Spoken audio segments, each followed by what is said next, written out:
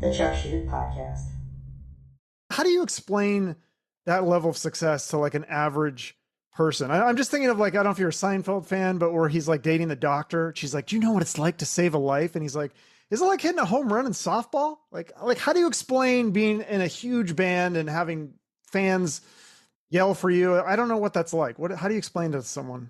Towards the end of Death Punch, it was new for all of us, and I had never experienced anything like that. But you get a small taste of what it's like to really be like outnumbered. I remember like backstage, there was just more and more people would sneak their way in, and like friends of the building owner or the promoter or next door neighbor of the thing, and you couldn't escape it.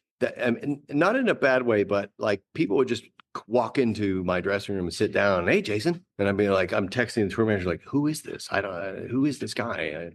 It gets a little kooky, and you can't walk around anywhere close to the venue because we try to go to the mall and stuff, and one person says, can I get a photo? And then before you know it, there's 10, 12 people lining up, and you got to get out of there.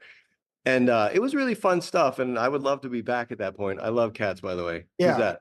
That's my kid. We don't even have a name for him. He's just a kitten, but yeah. That's definitely the downside of fame, really. I mean, right? I mean, you're not at obviously the Tom Cruise level or everybody, but right. You have, such a huge following that, especially like you said, near the venue and stuff, you are like a Tom Cruise pretty much. Well,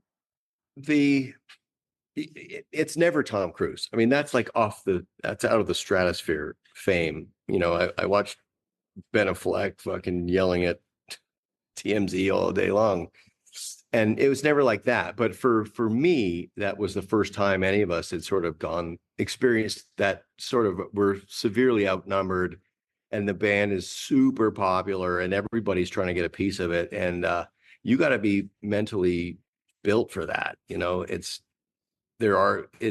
can be tough.